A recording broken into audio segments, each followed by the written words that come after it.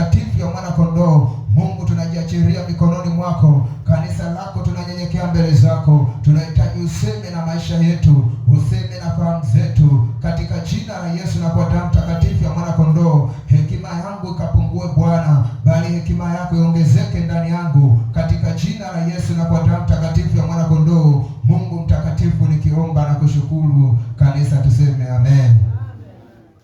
Bwana Yesu asifiwe. Kwa hiyo tunaendelea na kipengele namba 1 nachosema ana upendo wa kweli tofauti na marafiki wengine au marafiki wa kibinadamu. Tulisoma katika tulishia kitabu cha Warumi sura ya 8 na mstari wa 32. Tutaanzia hapo, tutaendelea mbele. Bwana Yesu asifiwe sana. Fungua kitabu cha Warumi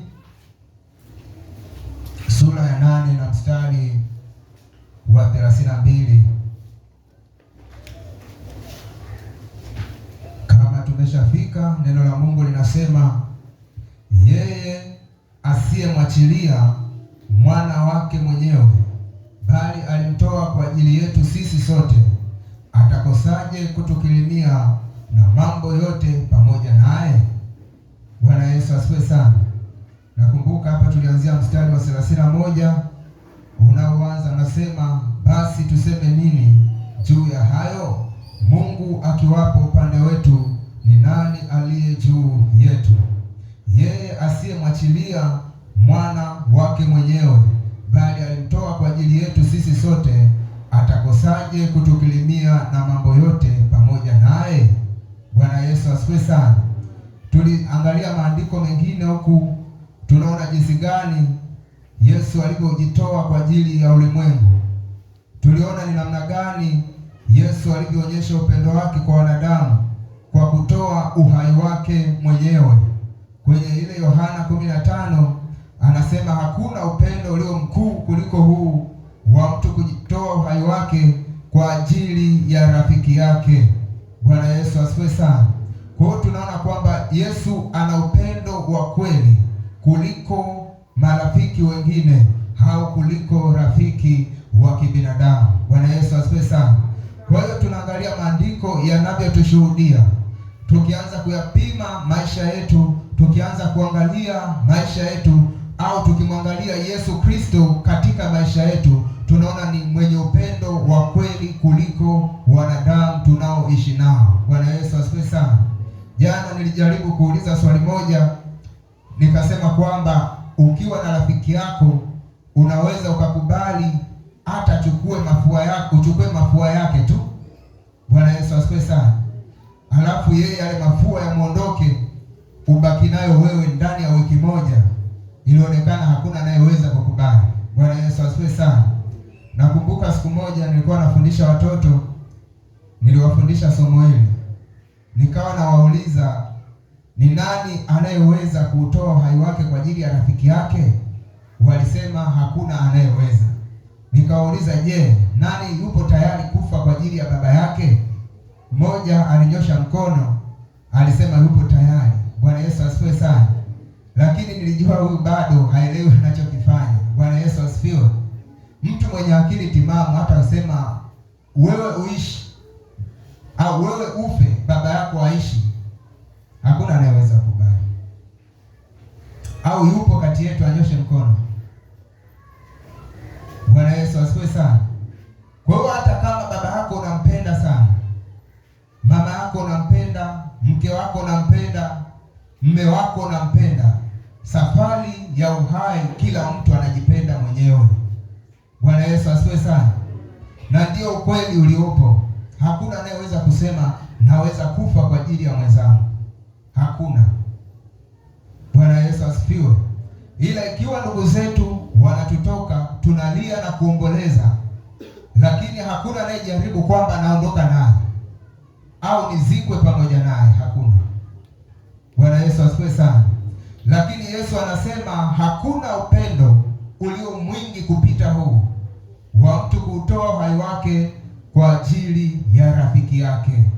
Yeye akautoa uhai wake kwa ajili ya maisha ya wanadamu wote. Bwana Yesu asifiwe sana. akasema nitakufa kwa ajili ya wanadamu, ili wanadamu wapate kuishi. Lazima yeye afe. Maanake bila kifo cha Yesu tungejiuliza maswali mengi kwamba tungekuwa wapi leo. Kifo cha Yesu kimetupa kuishi leo. Bwana Yesu asifiwe sana.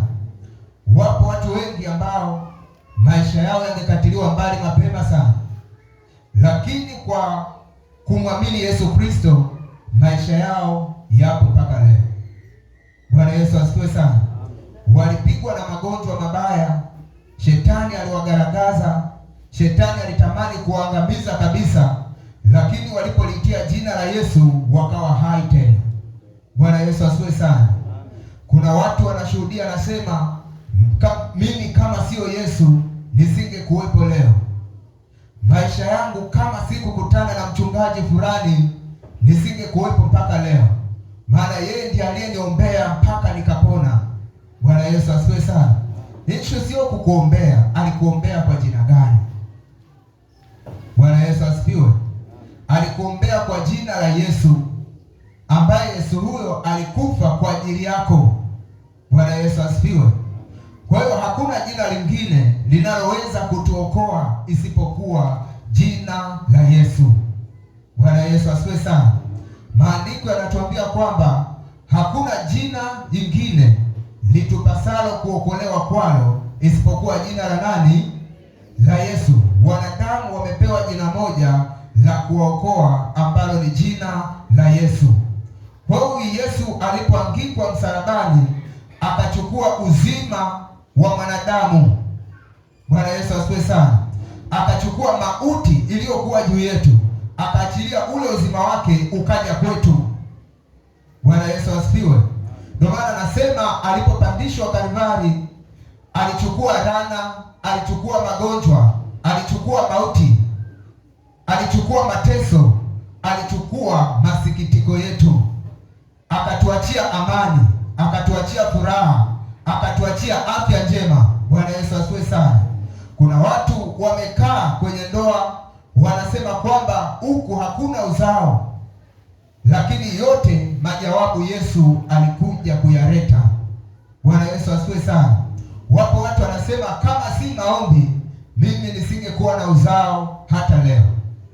Wapo watu wanasema kama si maombi nisingekuwa na kazi, kama si maombi nisingekuwa kwenye ndoa yangu mpaka leo. Bwana Yesu asifiwe sana. Kwa nini maombi? Kwa sababu maombi hayo yaliombwa katika jina la nani? Jina la Yesu. Huyo ndio rafiki aliyekuja kututendea mambo mema ambayo tusingeweza kuyapata hapa duniani kwa rafiki yoyote, kwa mzazi yoyote, au kwa ndugu awaye yeyote. Bwana Yesu asifiwe sana. Kwa hiyo kifo cha Yesu msalabani kinaashiria upendo wa Mungu kwa wanadamu. Jana nikazungumza kwamba wakati mwingine usiseme Yesu alikufa, useme Mungu alikufa. Bwana Yesu asifiwe sana. Mungu alikufa msalabani. Wakati tuko kwenye Injili tukitamka neno hili, watu wanachanganyikiwa, wanasema Mungu anakufaje? Bwana Yesu asifiwe sana. Maana wanataka uandalie semina nyingine. Bwana Yesu asifiwe sana. Kwa hiyo Biblia inasema Yesu alijinunulia watu wake kwa damu yake mwenyewe. Kwa hiyo aliyepandishwa msalabani ni Mungu mwenyewe.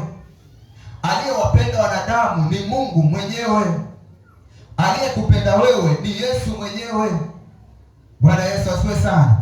Alitoa uhai wake kwa ajili yako, ili wewe yale unayoyahitaji kwa wakati na majira umuombe kwa jina lake ukiwa rafiki yake.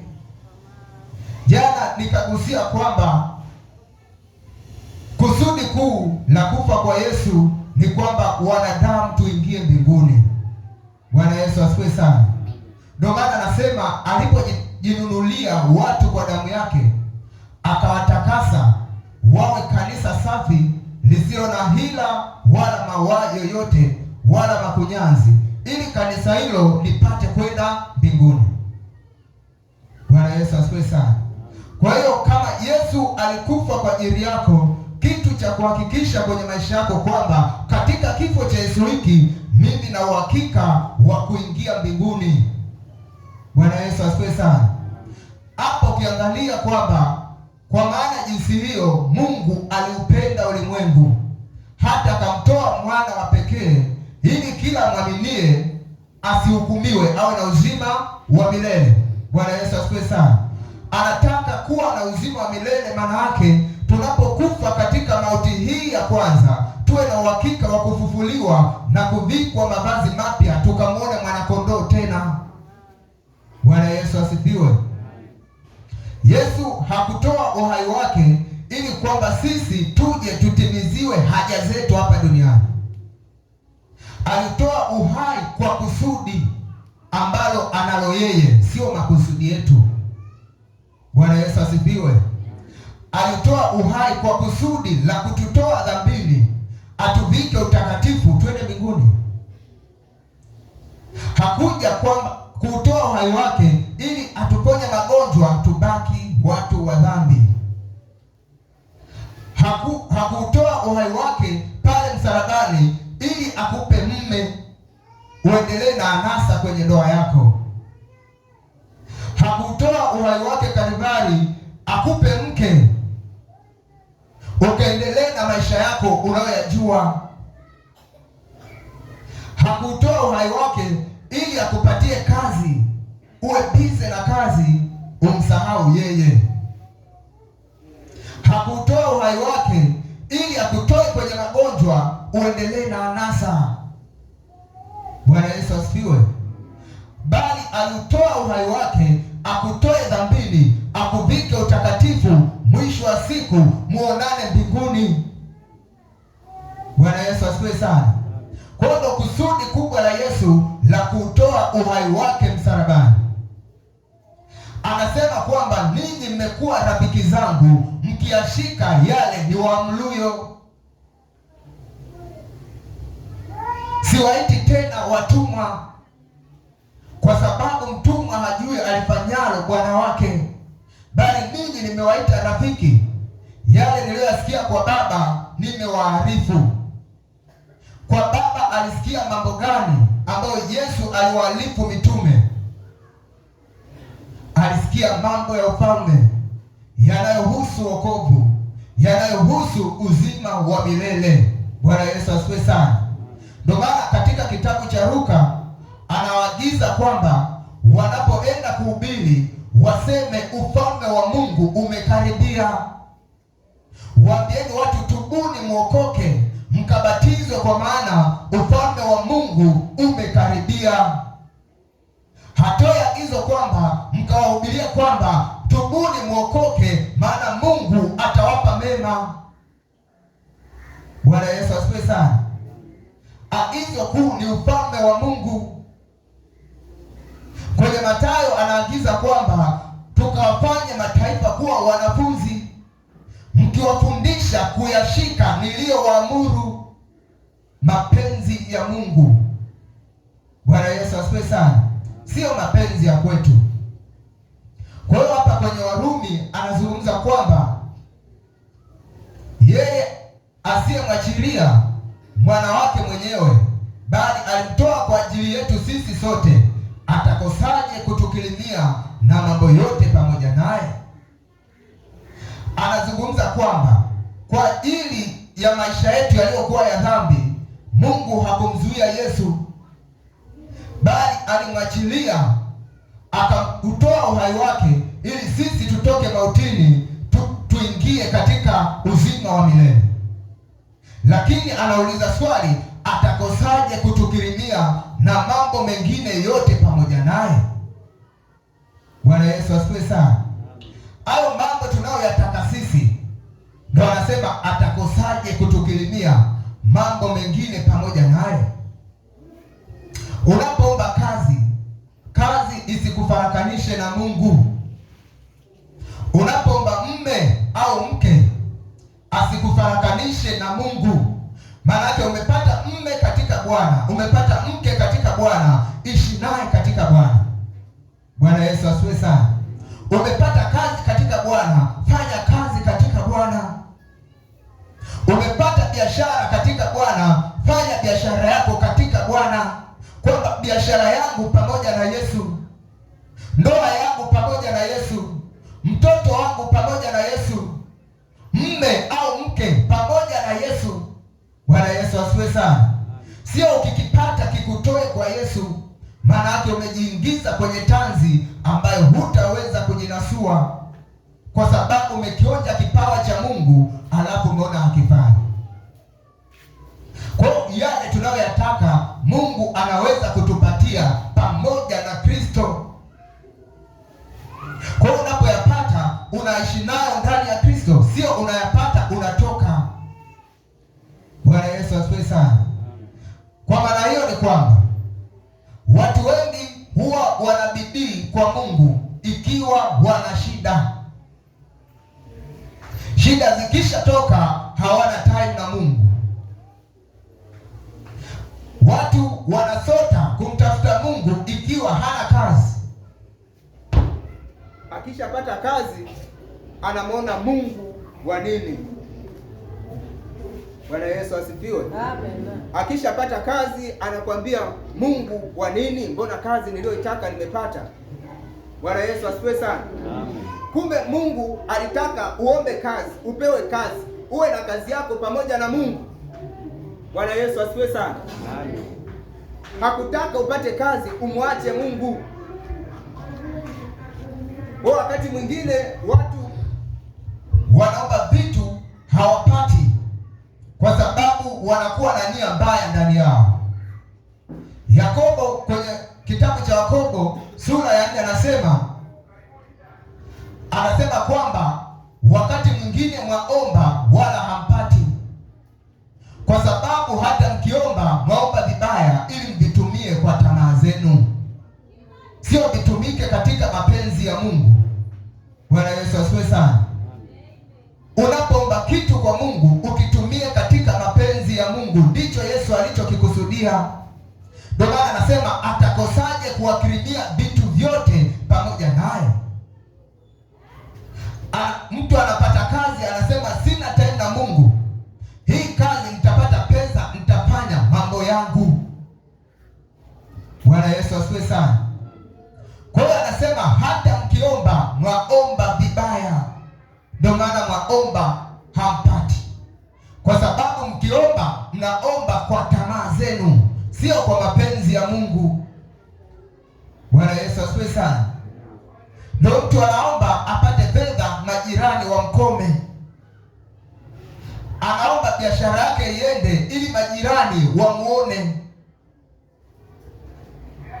Anaomba apate kazi nzuri ili ndugu zake waliomdharau wamuone. Kuna mtu anaomba kazi, Mungu anajua huyu kwa tabia zake akipata kazi ni kiburi, watu hawatakaa na amani. Bwana Yesu asifiwe sana. Akikipata kitu na kuwa fimbo, Mungu hapendi mambo hayo. Bwana Yesu asifiwe sana. Ndio maana anasema hakuja kwa ajili ya kutupatia mambo hayo, ila anaweza kutupatia pamoja na Kristo. Bwana Yesu asifiwe sana. Mungu hawezi akakupa kazi asikupe Yesu. Hawezi akakupa mme akaondoka akuache wewe na mme wako, hamwezani. Bwana Yesu asifiwe sana.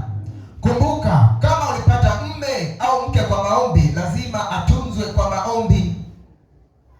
Umepata kazi au biashara kwa maombi, lazima itunzwe kwa maombi.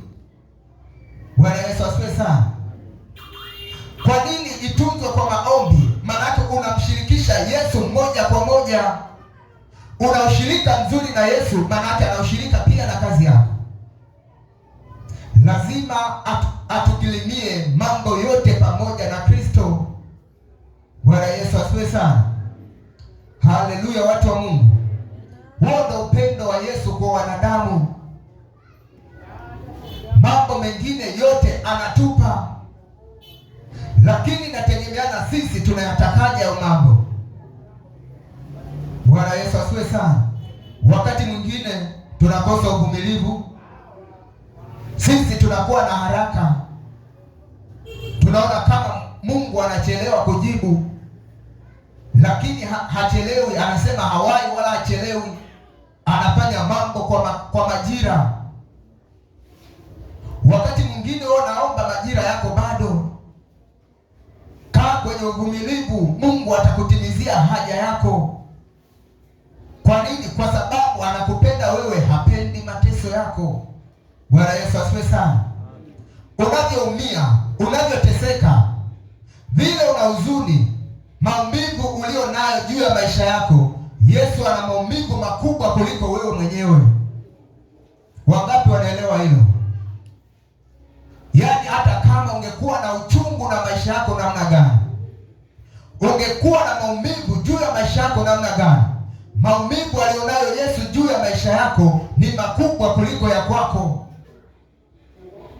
Ndio maana yeye kwa kukuhurumia mwanadamu akaamua kujitoa uhai wake, kwa sababu aliona maumivu ulio nayo, aliona mateso unayopitia, aliona huzuni na machozi ulio nayo, akaamua kujitoa uhai wake pale msalabani ili akusaidie wewe. Bwana Yesu asifiwe. Haleluya, watu wa Mungu. Kwa hiyo Yesu ana upendo wa kweli, hawezi kubadilika juu ya maisha yako. Ule upendo ulio nao upeleke kwa Yesu. Bwana Yesu asifiwe sana. Usimkatie Yesu tamaa, wala usimpuuzie Yesu.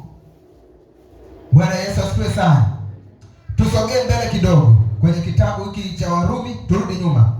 Warumi 5:7. Tasoma 7 mpaka 11.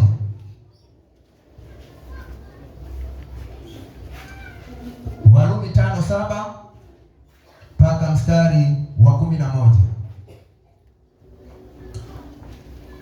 Anasema, kwa kuwa ni shida mtu kufa kwa ajili ya mtu mwenye haki, lakini yawezekana mtu kuthubutu kufa kwa ajili ya mtu aliye mwema.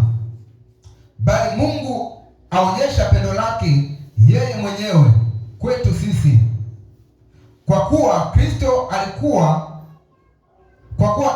alikufa kwa ajili yetu tulipokuwa tungali wenye dhambi. Basi zaidi sana, tukiisha kuhesabiwa haki katika damu yake, tutaokolewa na ghadhabu kwa yeye. Kwa maana ikiwa tulipokuwa adui, tulipatanishwa na Mungu kwa mauti ya mwana wake, zaidi sana baada ya kupatanishwa tutaokolewa katika uzima wake. Wala si hivyo tu, ila pia twajifurahisha katika Mungu kwa Bwana wetu Yesu Kristo, ambaye kwa yeye sasa tumeupokea huo upatanisho. Bwana Yesu asifiwe sana. Anazungumza kwamba ni vigumu mtu kufa kwa ajili ya mtu mwingine. Bwana Yesu asifiwe sana. Lakini anazungumza kwa habari ya Yesu Kristo alivyotoa uhai wake kwa ajili yetu tungali wenye dhambi. Ule wakati mwanadamu haufai, mwanadamu hautamaniki, dunia imekukataa, wakati mwingine mpaka ndugu zako wamekukataa, watu wamekukatia tamaa, haufai kwa kitu chochote. Yeye ndipo alipotoa uhai wake kwa ajili yako. Bwana Yesu asifiwe sana. Wakati hata mahali pa kazi pamekukataa, biashara zimekukataa, kazi imekukataa, mpaka watu wengine wanakuta wamefukuzwa kazi, ndugu waliomheshimu wanamdharau.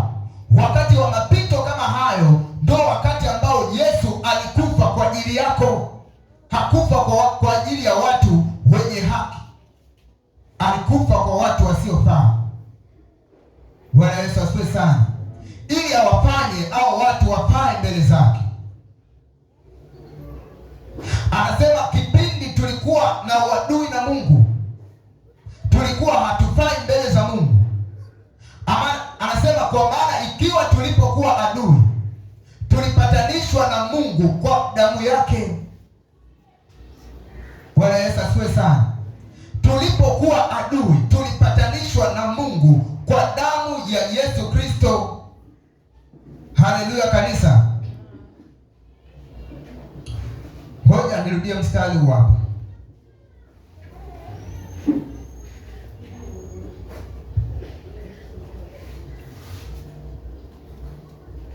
Nitaanzia mstari wa 8. Anasema, basi Mungu aonyesha pendo lake yeye mwenyewe kwetu sisi, kwa kuwa Kristo alikufa kwa ajili yetu tulipokuwa tungali wenye dhambi.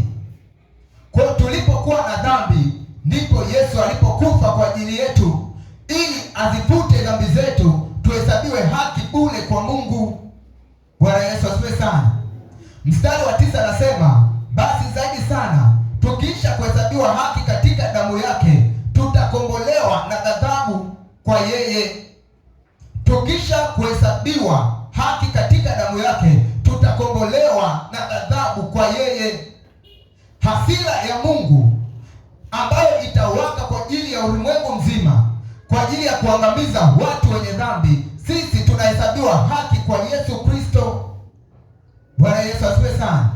Kwa hiyo ile ghadhabu ya Mungu haitatuhusu ikiwa tutatembea katika njia za Yesu Kristo. Mstari wa 10 anasema, kwa maana ikiwa tulipokuwa adui tulipatanishwa na Mungu kwa mauti ya mwana wake, zaidi sana baada ya kupatanishwa tutaokolewa katika uzima wake. Kwa hiyo tulipokuwa adui na Mungu, Yesu akatupatanisha na Mungu kwa ile damu yake. Baada ya kutupatanisha na Mungu ili sisi tuokolewe katika dhambi, lakini anasema tutajifurahisha katika uzima wa Yesu Kristo. Bwana Yesu asifiwe sana. Ukumbuke kwamba Kristo alipokufa hajafa mpaka leo, yupo hai. Bwana Yesu asifiwe sana. Biblia inasema kwa jinsi alivyokufa, alipowekwa kaburini, baada ya siku 3 alifufuka akapaa mbinguni. Baadaye ya kukaa kwenye mauti akakaa kwenye uzima. Wapo watu waliokufa kabla ya Yesu, wapo watu waliokufa pamoja na Yesu, wapo watu waliokufa baada ya Yesu. Maana yake hao wote wataburudika katika ule uzima wa Yesu Kristo. Ile siku ya 3 ya kufufuka ni ishara jinsi atakayowafufua wale watakatifu watakaokufa baada yake. Bwana Yesu asifiwe sana. Wakati tunaishi tunasema kuna kiama cha mtu mmoja mmoja. Wewe unapokufa, maisha yako hapa duniani yamefika mwisho. Kwa hiyo Kristo alipofufuka atakufufuka kutoka kwa wafu. Bwana Yesu asifiwe sana. Kwenye kitabu cha Ayubu anasema kwamba wale waliokufa na wale watakaokuwa hai wakati parapanda italia, anasema kwamba waliokufa hawatachelewa kufika mbinguni, wala walio hai hawatatangulia kufika mbinguni, bali watafufuliwa. Waliokufa wataketishwa pamoja na walio hai, wote watapandishwa kwa mara moja kwenda kumlaki mwana kondoo. Bwana Yesu asifiwe sana. Ndio maana anasema tutajifurahisha katika uzima wake, ule uzima aliouvaa siku ya 3 alipofufuka. Atauachilia kwa wote waliomwamini, watafufuka, watainuliwa, watapaa mbinguni, watamlaki mwana wa Adamu hewani. Bwana Yesu asifiwe sana. Haleluya kanisa. Kwa hiyo wewe mwana wa Mungu, unapolitunza pendo la Kristo, una uhakika wa kufufuliwa na kupaa pamoja naye. Bwana Yesu asifiwe sana. Kwa hiyo tutajifurahisha katika uzima wa Yesu. Yesu ana uzima aliouachilia kwa ajili ya wanadamu, lakini wanadamu wameukataa uzima, wanapenda mauti. Kwenye kitabu cha waraka wa Yohana tulisoma, Yohana mtakatifu anasema, hili ndilo neno linalosema, nuru ilikuja ulimwenguni, watu wakakataa nuru, wakapenda giza. Bwana Yesu asifiwe sana. Kwa watu wanaokataa uzima wanapenda mauti. Kwenye kitabu cha Kumbukumbu la Torati anasema, nimekuandalia njia 2 mbele yako, kuna uzima na mauti, na kushauri chagua uzima. Uzima ndo nuru, uzima ndo Kristo. Wanaochagua Kristo wamechagua uzima wa nyakati za mwisho. Bwana Yesu asifiwe sana. Lakini uzima huo unaweza ukaupata hata kwenye kazi zako, hata kwenye elimu, hata kwenye ndoa. Kwenye ndoa kuna mauti, kwenye kazi kuna mauti, kwenye elimu kuna mauti. Unapokuwa na urafiki na Yesu, ule uzima aliokuwa nao anaupeleka. Bwana Yesu asifiwe. Anapeleka uzima mpaka kwenye ndoa, mpaka kwenye familia, mpaka kwenye kazi. Biashara inazaa mapoza, anapeleka uzima. Hizo ndizo ziada ambazo Mungu anazitaja. Hasemi kwamba hayo ndio kipaumbele, lakini kizazi tulicho nacho tumeweka mambo ndio namba moja. Uzima wa milele tumeusahau. Pendo la Yesu ni kwa ajili ya uzima wa milele. Hizo zingine ni bonus ambazo unaweza ukapata au usipate. Sawa sawa na mtu aliyeajiriwa na serikali au taasisi yoyote, anavyopewa promotion kwamba leo mwezi huu tunakutoa, utaenda safari ya kikazi, lakini kwenye mkataba haikuwepo. Bwana Yesu asifiwe sana. Anaposaini mkataba wa kazi, haambiwi kwamba atapewa promotion za safari, haambiwi kwamba atachaguliwa kuwa mfanyakazi bora ikiwa atafanya kazi vizuri, haambiwi kwamba atapewa posho na marupurupu mengine nje ya mshahara. Haambiwi hayo. Anaambiwa kwamba wewe kazi yako ni hii, tunakuelekeza direct salary ni hii hapa, mshahara wako utakaolipa ni huu hapa. Bwana Yesu asifiwe sana. Vinavyotokea hivyo, hizo ni bonus, zipo nje ya mshahara wako. Kwa hiyo unapotunza upendo wa Kristo ndani yako, anakupa na mambo mengine ambayo hukustahili. Hatumlazimishi Mungu kutufanyia haya mambo. Bwana Yesu asifiwe sana. Waulize wanaofanya kazi kwenye taasisi za kiserikali na taasisi binafsi, waulize kama huwa wanaposti safari, kwamba bosi nataka awamu hii nisafiri mimi, huwa zinakuja tu. Bwana Yesu asifiwe sana. Kwa Mungu, unapotunza pendo la Kristo, unapothamini ule upendo ambao Yesu alikufa kwa ajili yako, ambao Yesu alimwaga damu yake ili akutakase, ukaishi katika utakatifu, ukatunza ule utakatifu wa Yesu Kristo, mambo mengine anakupa mwenyewe. Wakati mwingine hahitaji hata kuomba. Bwana Yesu asifiwe sana. Haleluya, watu wa Mungu. Kwa hiyo unapotunza ule ushirika mzuri, anakuita kwamba huyu ni rafiki yangu. Kama ni rafiki, anachungulia ndani ya moyo wako, uko na haja gani wakati huo. Bwana Yesu asifiwe sana. Kwa hiyo kitu cha msingi kupokea upendo wa Kristo ni kutunza mapenzi ya Mungu, ni kutenda mapenzi ya Mungu. Mambo mengine tunayoyatamani, Mungu atayatenda mwenyewe. Bwana Yesu asifiwe sana. Tusome kitabu cha waraka wa kwanza wa Yohana sura ya 4, taanza mstari wa 9 mpaka wa 11 mpaka wa 21. Hiyo utasoma kwa wakati wako. Waraka wa kwanza wa Yohana sura ya 4 mstari wa 9 mpaka wa 21. Utasoma mwenyewe hapo jinsi Yohana alivyolieleza pendo la Kristo, jinsi Kristo alivyotupenda sisi. Anazungumza kwamba wakati mwingine sisi tunasema tunampenda Mungu, tunaonekana kama waongo. Bwana Yesu asifiwe sana. Kwa sababu watu tunaoishi nao hatuwapendi. Anasema hauwezi ukasema unampenda Mungu usiyemuona, wakati mwanadamu unayemuona unamchukia. Wakati mwingine unaweza usionyeshe chuki za wazi wazi, unaweza ukawa unadharau watu. Bwana Yesu asifiwe sana. Unadharau watu, ni chuki za wazi wazi, unawanyari watu. Yesu hakumnyari mtu yeyote. Watu wengine akiwa na status fulani ya maisha, anaona walio chini kama sio watu, alafu anakuambia nimeokoka. Bwana Yesu asifiwe sana. Kwa sababu kitu cha kwanza, Yesu alikufa kwa ajili ya wenye dhambi ambao hawafai. Yesu alikufa kwa ajili ya maskini na wanyonge, maana hawajiwezi. Matajiri na watu wakuu wanajiweza wanavyojitazama wao, lakini anasema alikitafuta kilicho kinyonge.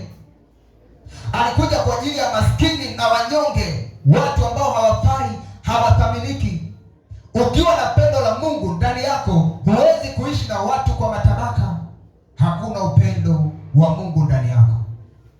Bwana Yesu asifiwe sana. Ndio amejaribu kuyazungumza Yohana katika kitabu hiki. Anasema wakati mwingine unamchukia ndugu yako. Ukimchukia ndugu yako unahesabika kama muuaji, kwa sababu muuaji ana chuki. Mtu hawezi kuua kama hana chuki. Bwana Yesu asifiwe sana. Ndio maana watu wengine kwa kugombania kazi anamchukia mtu, mwisho wa siku anautoa uhai wake. Bwana Yesu asifiwe sana. Haleluya, watu wa Mungu. Kwa hiyo ni pointi ya kwanza ambayo inajibu swali linalouliza kwamba kwa nini Yesu ni rafiki wa kweli? Ni kwamba anatupenda, ana upendo wa kweli tofauti na marafiki wengine. Bwana Yesu asifiwe sana. Tuangalie pointi namba 2. Jibu la hoja hii namba 2. Kwa nini Yesu ni rafiki wa kweli? Andika, amebeba majibu yetu na uzima wetu. Amebeba majibu yetu na uzima wetu. Kwa nini Yesu ni rafiki wa kweli? Amebeba majibu yetu, amebeba uzima wetu. Uzima wa maisha ya mwanadamu umebebwa na Yesu Kristo. Ndio maana katika andiko tulilotoka anasema na sisi tutajifurahisha katika uzima wake. Ule uzima wa Kristo ndio upo kwetu. Siku moja mimi nikawa na tafakari tu kwamba hii pumzi tuliowekewa yamkini ndio Mungu mwenyewe. Bwana Yesu asifiwe sana. Hiyo ilikuwa ni tafakari yangu kwamba hii pumzi tuliowekewa yamkini ndio Mungu huyu. Bwana Yesu asifiwe sana. Nilifika nikawa nawaza kwamba ni kitu gani mwanadamu akikikosa kwa muda mfupi anaangamia. Niliona ni pumzi. Bwana Yesu asifiwe sana. Pumzi ukikosa kwa muda dakika 2, dakika 5, huna maisha, hauna uhai kabisa. Na si mwanadamu tu, viumbe vyote vikikosa pumzi ni dakika chache vinapoteza uhai. Bwana Yesu asifiwe sana. Kwa hiyo nikaangalia kwamba Mungu ameachilia pumzi bure ili tuwe na uhai tunapomtukuza hapa ulimwenguni. Kwa hiyo naposema amebeba majibu yetu na uzima wetu, nazungumza uzima kwa habari ya uhai. Bwana Yesu asifiwe sana. Uhai, maisha. Kwa bila Yesu maisha yetu hayaendi popote, kwa sababu ukiangalia wakati mwingine maadui wanavyokutazama, maadui wanavyokutamani, wanatamani upite wakuangamize ndani ya dakika moja. Bwana Yesu asifiwe sana. Lakini kwa sababu upendo wa Yesu umetufunika, hawatuwezi. Bwana Yesu asifiwe sana. Mimi nakumbuka kuna mtu nilikuwa namwombea nyumbani. Wakati namwombea, zile roho naziuliza, kwa sababu ilitokea tukio moja nikiwa mahali fulani. Hasa nikagundua kwamba hizi roho ndio zilitaka zifanye ile tukio. Nilikuwa nimeketi na mtu mmoja kwa utaalamu wake akataka kunidhuru tukiwa tumekaa hapo hapo. Bwana Yesu asifiwe sana. Wakati anataka kunidhuru mimi nilikuwa sijui, ila Yesu niliye naye alikuwa anajua. Bwana Yesu asifiwe sana. Wakati tumekaa tumebaki wawili, mimi ghafla simu yangu message ikaingia. Wakati naangalia message na kaa sekunde chache na mtazama usoni, naona ametoa macho makubwa. Yaani wanasemaga kama jusi kabano na mlango. Bwana Yesu asifiwe sana. Alafu anahema kama na pressure. Alafu jasho ghafla linamtoka, jasho jingi. Mimi nikamuuliza, kabla sijamuuliza na tafakari, nikasikia sauti kinambia alichokuwa nakitafuta amekipata.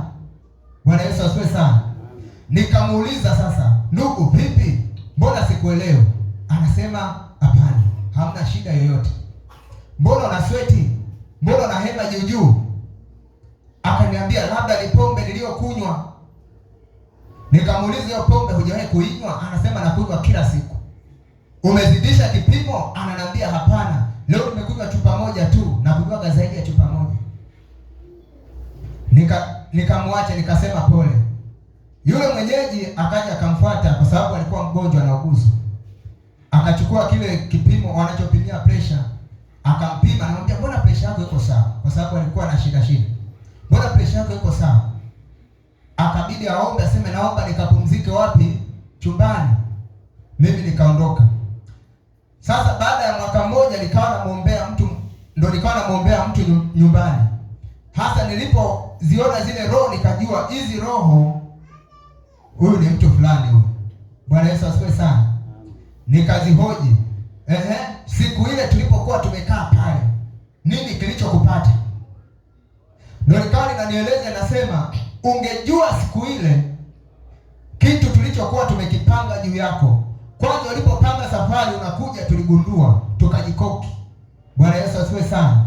Kwa hiyo tulitaka siku ile tukukamate, tukuminye, wanapoamka asubuhi wakute umekauka, lakini hatukuwezi. Bwana Yesu asifiwe sana. Kwa hiyo mimi nikamtukuza Mungu, nikasema kumbe ndo mchezo ulikuwa mkubwa namna hiyo. Nikamuuliza kama hamniwezi kwa nini mnafanya michezo hii? Wakasema hawana namna. Bwana Yesu asifiwe sana.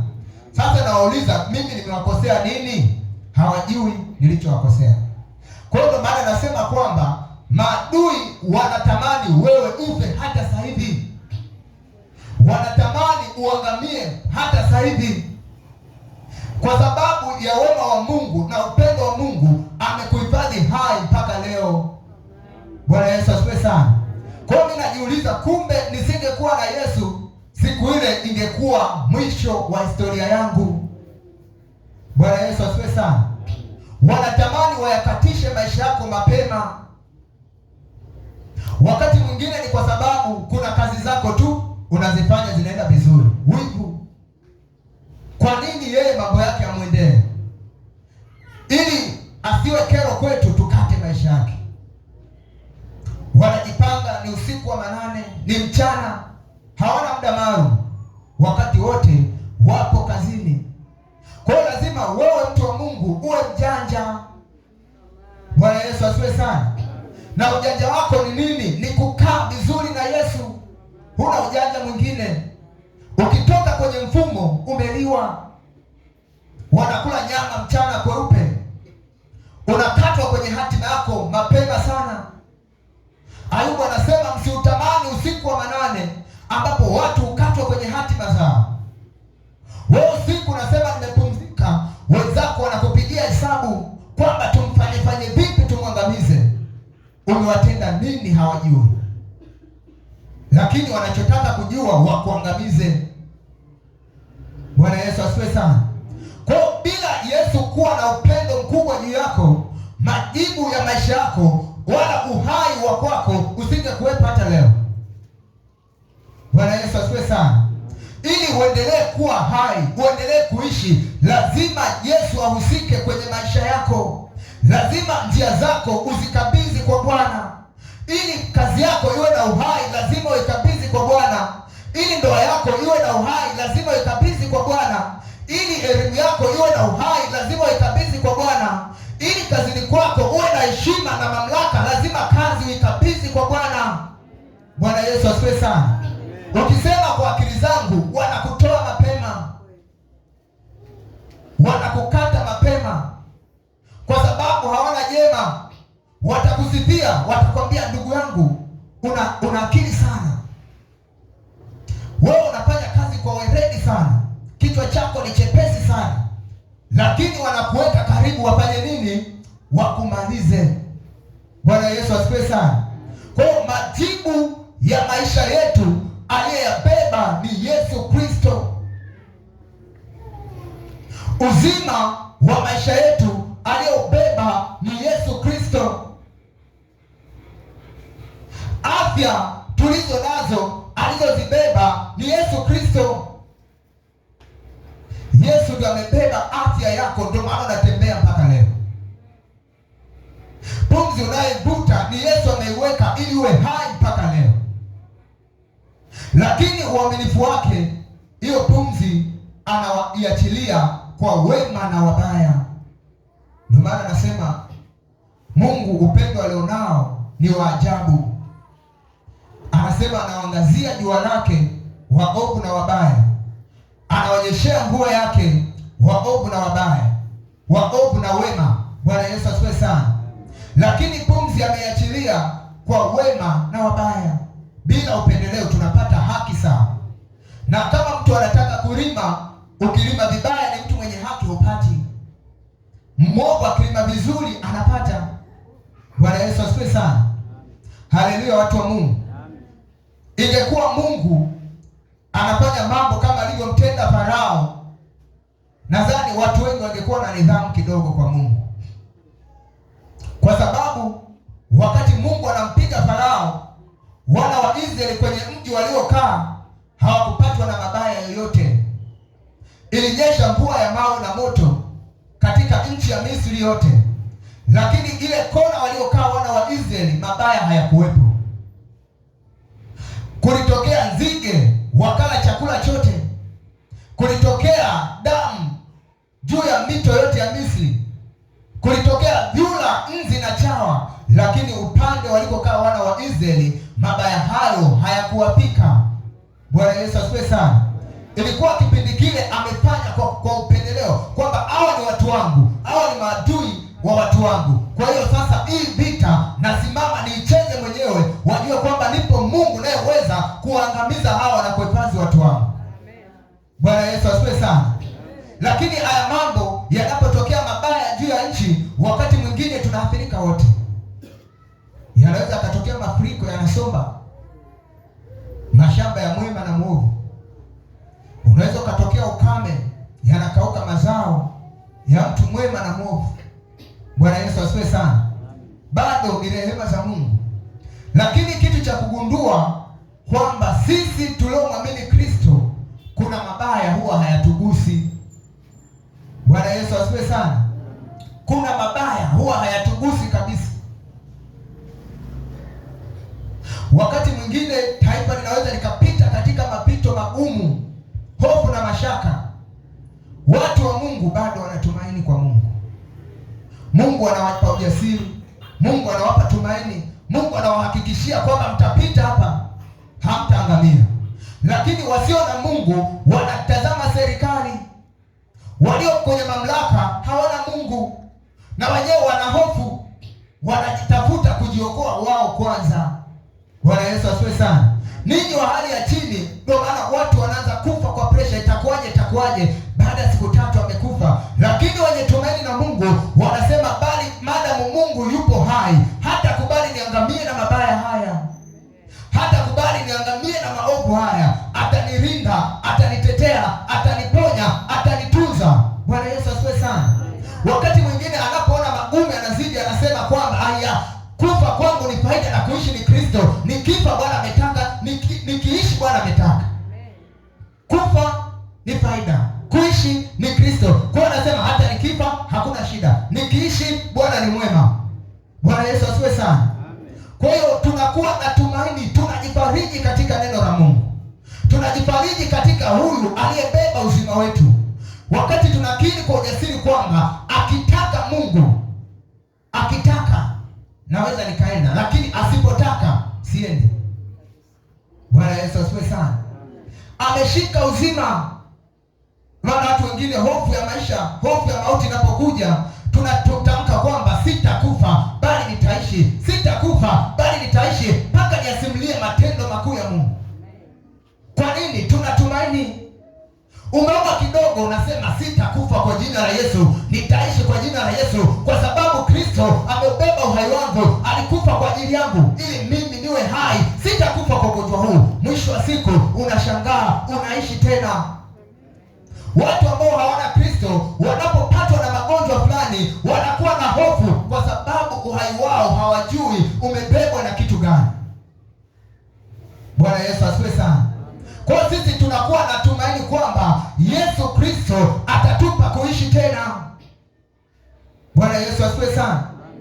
Uhai wa maisha yetu umebebwa na Yesu Kristo mwenyewe. Majibu ya maombi yetu, majibu ya maisha yetu yamebebwa na Yesu Kristo mwenyewe. Sasa kama Yesu ndo amebeba majibu ya maisha yetu, inatakiwa tumuombe nani? Bwana Yesu asifiwe sana. Wewe unapopatwa na changamoto, kinywa chako ni chepesi kumwambia nani? Shosti wako, jirani yako, mpendwa wako. Yaani watu wamekuwa wepesi kumshirikisha mtu jambo kuliko Mungu, kwa sababu aliyeshikilia majibu ya maisha yako ni Mungu. Umepatwa na changamoto, badala ya kwanza upige goti uombe, anakimbia, ndugu yangu nakufa huku. Unakufa, unatamka nini? Utakufa kweli? Bwana Yesu asifiwe sana. Nakufa huku, hii shida sijui kama itaniacha salama. Anakwambia ipoje? Na yeye atakayokuambia, atakwambia ndugu yangu, hiyo ni hatari. Sasa si hofu hiyo? Bwana Yesu asifiwe sana. Wanaambia ili jambo Bwana naona ni gumu sana, naona kama linanizidia, naona maji ya shingo haya. Atakwambia hayo maji ya shingo kweli huyawezi. Sasa unafanyaje?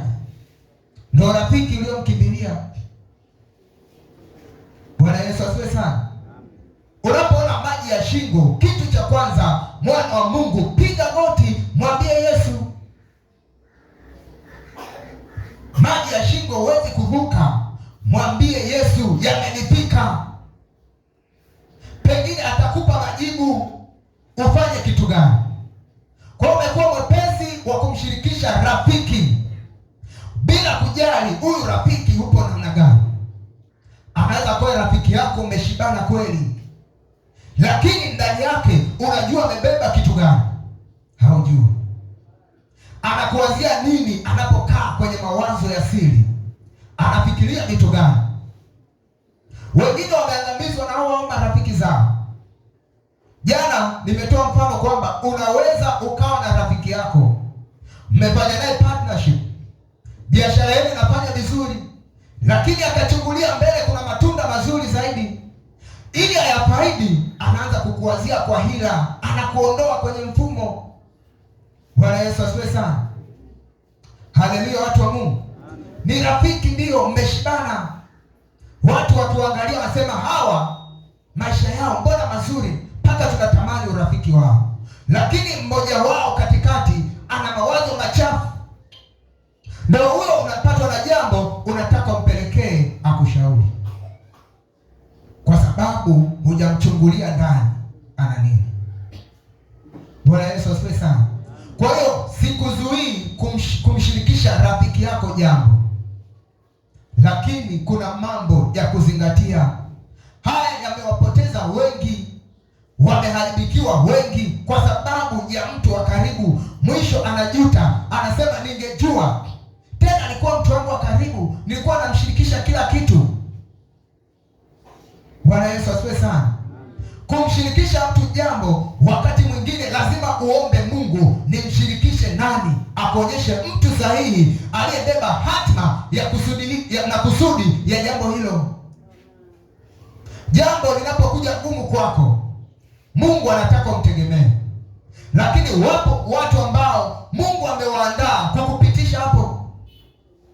Kwa hiyo ili uweze kufika kwenye ile hatma, lazima ukae, upige goti, umuulize Mungu, nimshirikishe nani kama unataka mtu akumshirikishe. Wakati mwingine unaweza usimshirikishe, wakati wa kuomba ukapata amani na msukumo, kamwambia mtu fulani. Unapoenda kumwambia, unashangaa unapata majibu makubwa. Bwana Yesu asifiwe sana. Unapata matokeo makubwa. Sasa mambo yako kuwa mazuri, majibu yako kupatikana kwa uzuri, mambo yako unamwambia nani? Sio rafiki tunasali naye. Wiki zilizopita tulikuwa tunajifunza somo kupiga adui wa ndani. Bwana Yesu asifiwe sana. Unasema na ni mpendwa, ni adui huyo wa ndani. Unapompelekea lile, anasema hapa kwisha, anapitisha upanga mara moja tayari. Bwana Yesu asifiwe sana. Kwa hiyo lazima uzingatie, huyu ni rafiki yangu, hili jambo linanitatiza, nahitaji majibu. Mungu, nataka majibu. Yapoje? Mbele kukoje? Majibu yake ni nini? Kama atakujibu moja kwa moja, kama atakwambia mshirikishe mtu fulani, mwambie huyo, sio kukurupuka. Kwa watu wengi amekimbia tu kwa sababu jambo limemkuta ghafla, hajatulia, hajafikiria, mbio kwa rafiki yake. Rafiki yamenifika, pengine ndo ameyafikisha huyo. Bwana Yesu asifiwe sana. Kwa lazima tuwe makini na rafiki tuliye naye, lazima uchunguze kwa makini.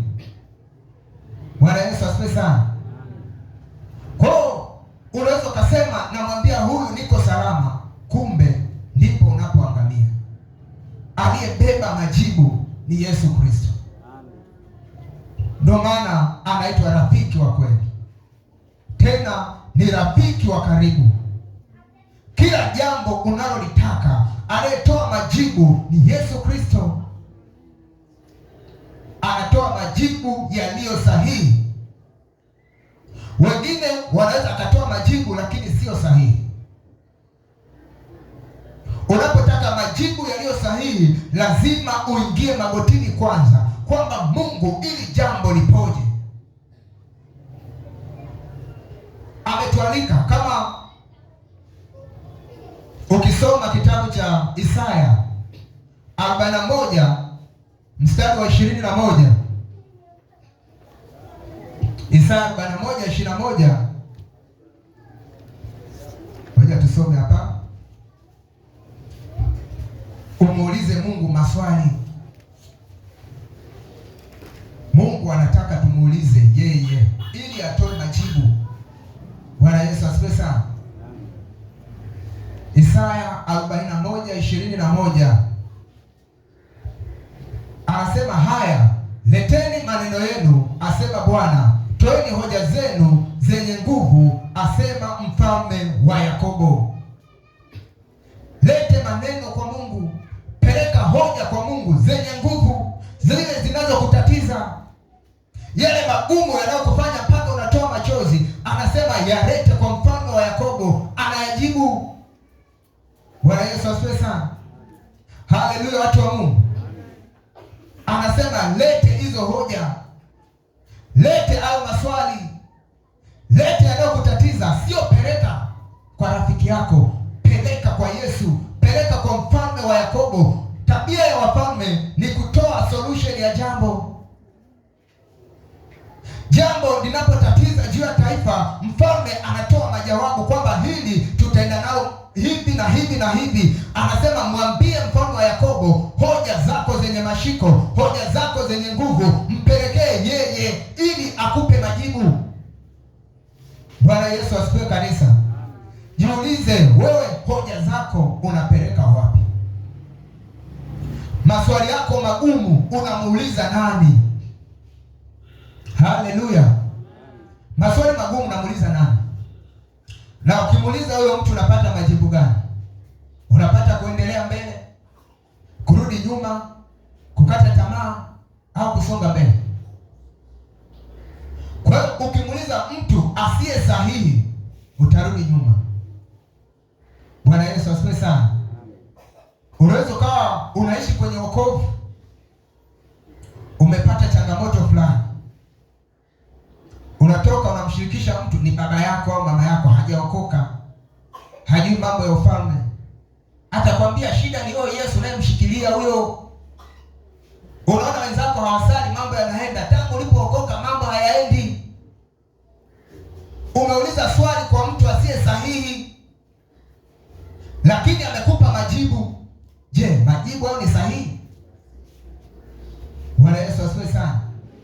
Ukienda kwa makanisa ya walokole utachelewa sana, wana masharti magumu, mambo yako hayataenda. Yale mambo yanayokufanya ufanikiwe haraka wenyewe wanazuia. Usiende huko, toka huko. Ni majawabu. Je, yapo sahihi? Si hapana, yanakurudisha nyuma. Kwa ukikaa na jambo ya lazima umpate mtu sahihi wa kumshirikisha ili uweze kupiga hatua kwenda mbele. Bwana Yesu asifiwe sana.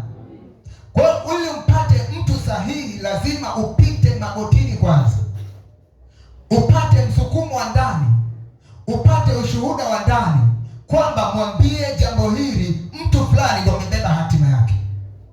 Ili jambo lifanikiwe, mshirikishe mtu huyu, sio tu kwa sababu ni mpendwa, sio tu kwa sababu ni rafiki tumeshibana. Hapana. Bwana Yesu asifiwe sana. Lazima umwangalie mtu gani unamshirikisha. Yesu anataka tumshirikishe yeye, sio mtu mwingine. Bwana Yesu asifiwe sana. Lazima uwe makini kwamba ni rafiki gani namshirikisha jambo langu, ni rafiki gani namuuliza maswali nipate majawabu. Bwana Yesu asifiwe sana. Yeremia sura ya 33 mstari wa 3. 33:3. Ukianza kuangalia nyuma ule mstari wa 32, sura ya 32 na sura ya 33, unaona kwamba wana wa Israeli walikuwa uhamishoni, walikuwa utumwani Babeli, walikuwa wametekwa chini ya mfalme Nebukadreza. Bwana Yesu asifiwe sana. Wamekaa huko, wamechoka. Mahali pa Yerusalemu pamebomolewa, yamebaki magofu. Mahali palipokuwa na nyumba mpaka miti imeota. Bwana Yesu asifiwe sana. Sasa ikatokea, wakawa wanatokea manabii wa uongo wakati wa kule Babeli, wakawa wanatabiri juu ya Israeli, juu ya wao kurudi katika nchi yao, lakini ule unabii unakuwa sio wa kweli, sio unabii wa Mungu. Bwana Yesu asifiwe sana. Wakati huo nabii Yeremia amekaa anatafakari juu ya mambo haya, kwamba itakuwaje, tutatokaje utumwani, mambo haya yatakuwaje? Je, Mungu utaturudia tena watoto wako? Utaturudisha Yerusalemu? Wakati Yeremia yupo kwenye tafakari nzito, anajiuliza watu wa Mungu watarudi mahali pao, tutaenda kustarehe tena Yerusalemu?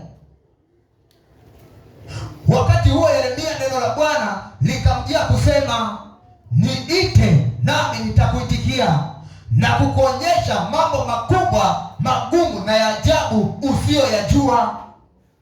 Bwana Yesu asifiwe sana.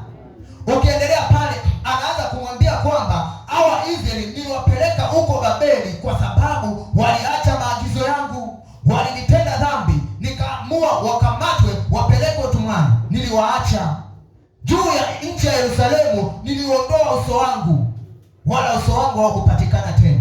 Lakini akasema nitawalejea, nitawarehemu, mahali pao watarudi tena. Bwana Yesu asifiwe sana.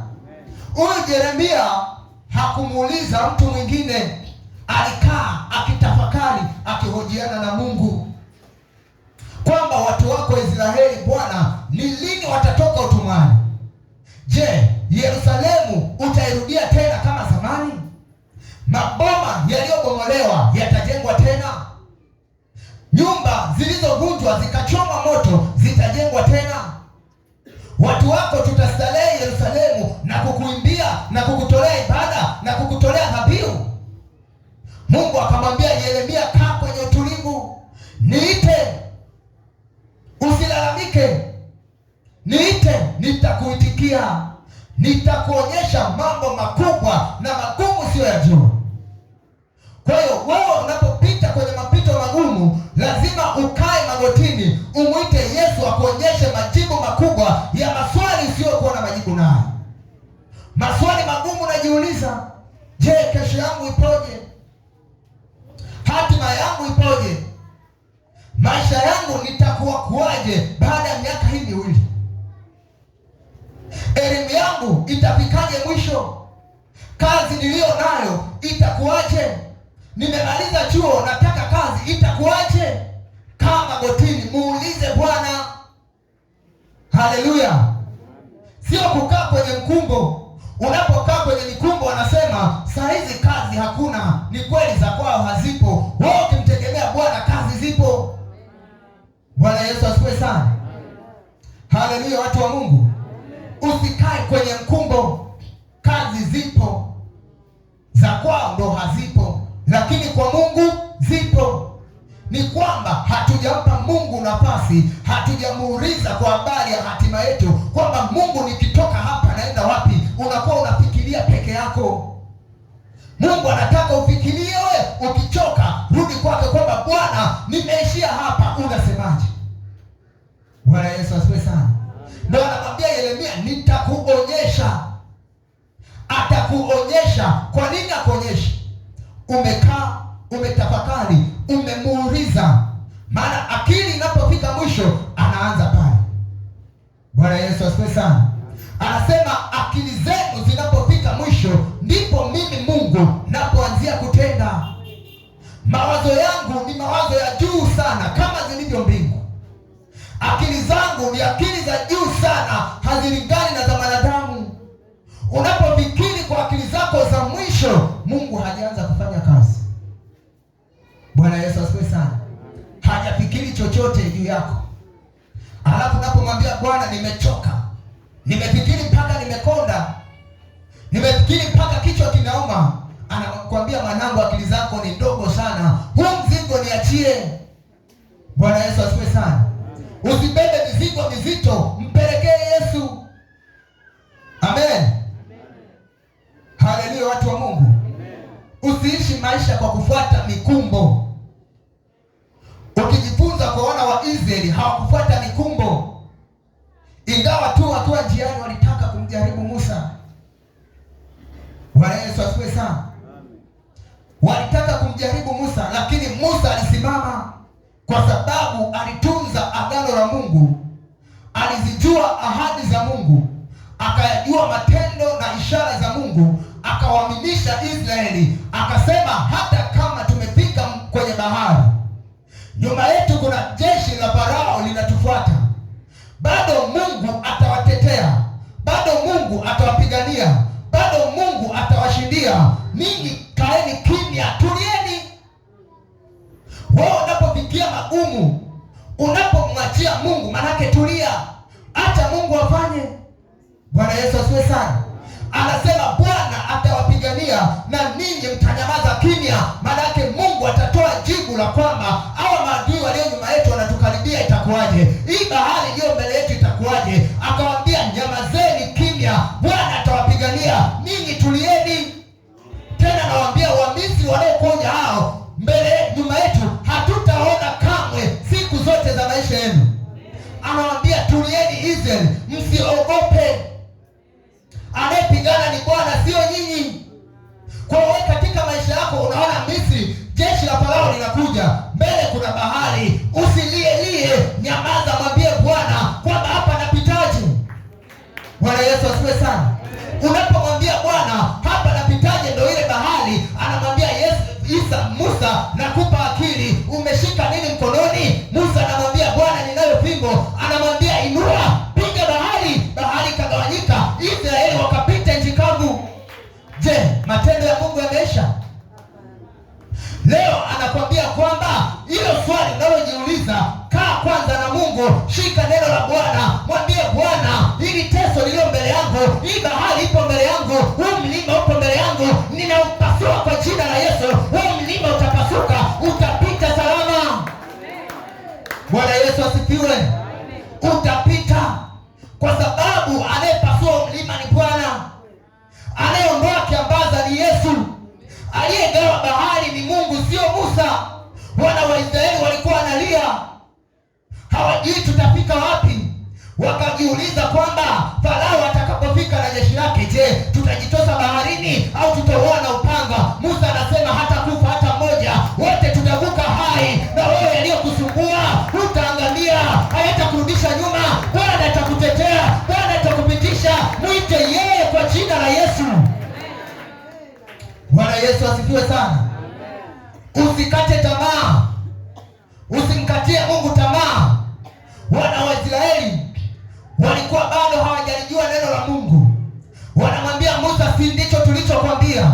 Ungetuacha kule Misri kwanza, bora tungekuwa na mateso yale yale ya kubeba zile tofali za moto, ya kujenga mapiramidi ya Misri, ya kujenga yale matanuri, hata kutoa tofali za moto. Bora ungetuacha, mbona tulikuwa tunafaidi nyama.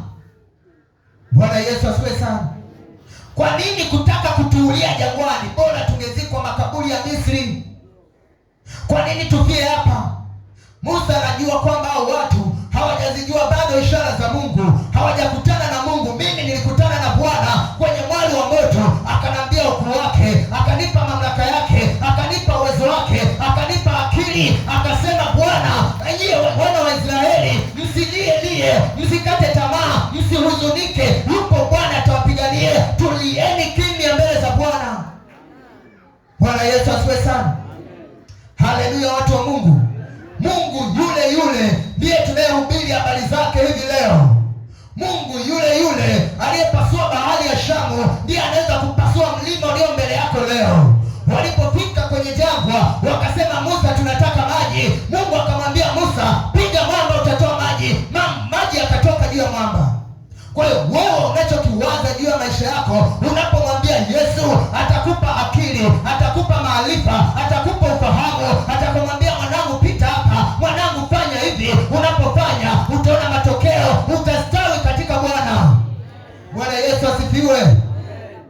Wale watu walikaa jangwani, hakuna maji. Mungu alipotoa maarifa, alipotoa akili kwa Musa, watu wakastawi jangwani, watu wakanywa maji, ikanywa na mifugo, mahali ambapo maji hayajawahi patikana tangu kuumbwa kwa misingi ya ulimwengu. Neno la Mungu linatuambia mahali pale ni mito mikubwa mpaka leo. Kwa nini? Walimtazama Bwana. Walipolia kwa Musa, Musa akapaza sauti kwa Bwana, akasema, Bwana, watu wao wameninung'unikia mimi, hawajaninung'unikia mimi, wamekunung'unikia wewe, wametaka msaada toka kwako, watendee. Bwana Yesu asifiwe sana. Haleluya, watu wa Mungu. Bado wanatembea katika jangwa, wanakutana na njaa kali. Wakasema, Musa, mbona tuna njaa? Bwana akamwambia Musa, itatoka maana kutoka mbinguni. Walikula maana jangwani, chakula ambacho hajala mwanadamu. Biblia inakiita chakula cha mashujaa, chakula cha kimbingu. Walipokula chakula kimoja, akasema, tumechoka kula kwale, tumechoka kula kwale kila siku, tumechoka kula kwale kila siku. Mungu akasema, nawapa mana.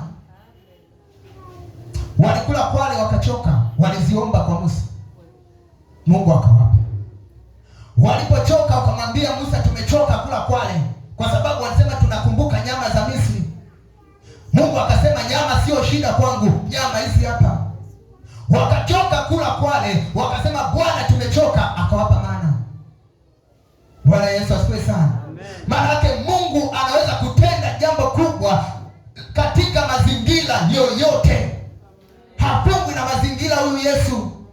Yale mazingira yanayokuwa magumu ndipo anapohitajika ili atende mambo kwa ukubwa. Bwana Yesu asifiwe sana. Yeremia anaona kama kurudi Yerusalemu haitowezekana. Mungu anasema, Yeremia, niite tu, nitakuitikia. Je, wewe katika teso lako umemwita Yesu au umebaki kunung'unika na kujikatia tamaa? Unabaki kulalamika kwamba mbona mimi kama sina bahati? Bahati ndio nini kwanza? Bwana Yesu asifiwe sana. Mbona kama sina bahati? Mbona kama mimi ni mtu wa kukataliwa? Umekataliwa na nani? Yaani ukijiona mtu wa kukataliwa, maana yake umejikataa wewe mwenyewe. Bwana Yesu asifiwe sana. Umejikataa kabla watu hawajakukataa. Unapojiona hufai na wengine watakuona hufai,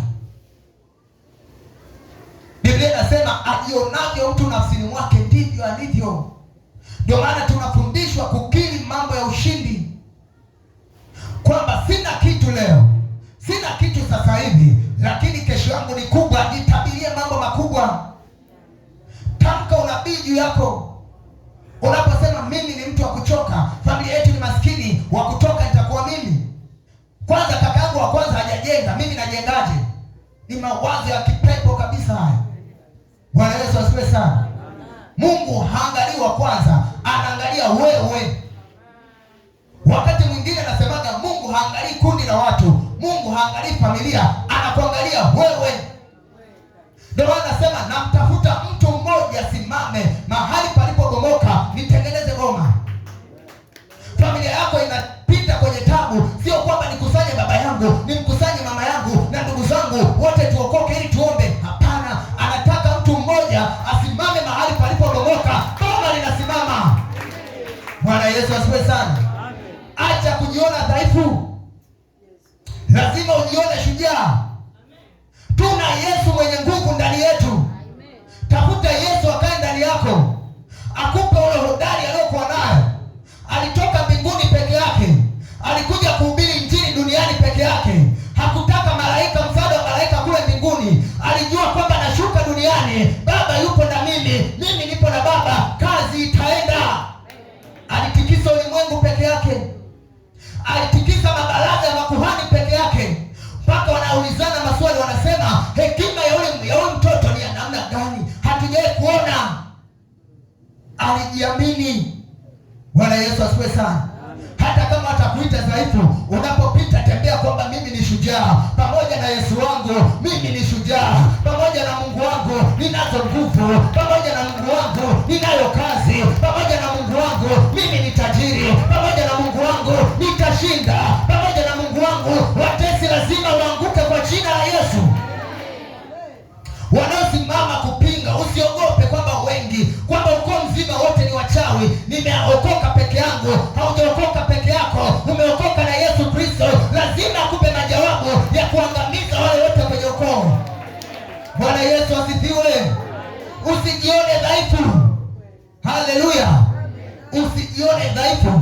Mtume Paulo anasema nijionapo dhaifu, kumbe ndipo nina nguvu. Wanapokuita wewe mnyonge, mwambie unyonge wangu na Yesu ni hatari. Bwana Yesu asifiwe sana. Yesu anatupa nguvu. Kwenye Warumi tumesoma kwamba Warumi sura ya 8:31 anasema Bwana akiwapo upande wetu, ni nani aliye juu yetu? Maana yake maswali magumu, Bwana akiwa ndani yako anatoa majibu yake. Bwana Yesu asifiwe sana. Haleluya, watu wa Mungu. Mungu akubariki sana. Leo tunaishia hapa. Amina. Kwa hiyo tutaendelea kesho, Mungu akitupa neema. Basi mzee wa kanisa, karibu ili uweze kuombea sadaka na kuongoza maombi.